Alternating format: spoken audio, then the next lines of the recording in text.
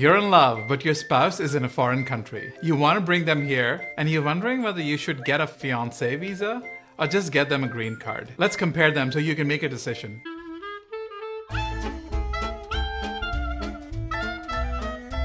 Hi, I'm Shariq Khan. I'm the South Asian attorney. I'm licensed to practice law in California, and I help people worldwide with American immigration law. First off, let's clarify what we are comparing. The K-1 visa is designed for the fiancé of a US citizen, permitting them to enter the US to get married. You've got 90 days to get hitched, folks. On the other hand, a marriage-based green card is for those who are already married. It allows your foreign spouse to become a permanent resident. Okay, so the fiancé visa has some specific requirements. Let's go over them really quickly. You must be a US citizen. The person you're getting married to must be outside the US. You must have seen each other in the last 2 years. And you guys should get married within 90 days of your fiancé's arrival to the US. And of course, you must have a genuine marriage.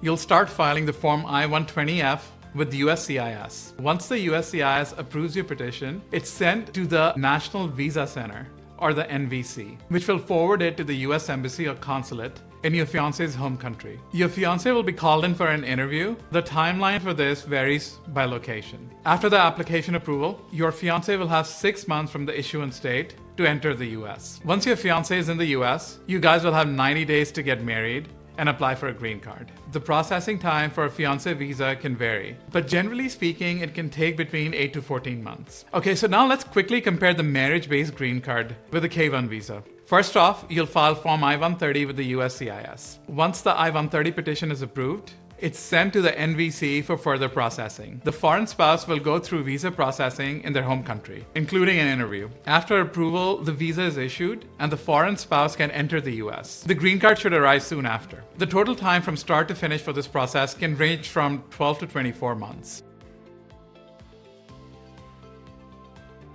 Okay, the fiancé visa form is called I-129F.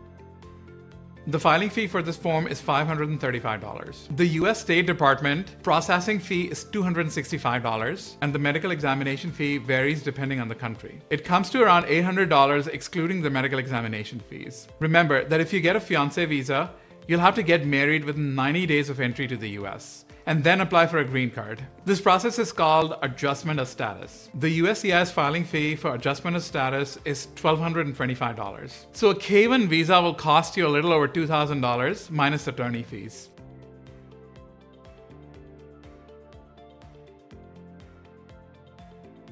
The process for applying for a green card abroad is called consular processing. First, you'll fill out and submit Form I-130. The filing fee for this form is $535, and you pay this fee when you file the I-130 petition. You'll have to file Form I-864, also called the Affidavit of Support. The filing fee for this form is $120. Basically, by filing this form, you're showing the US government that you have an adequate income to support your foreign spouse.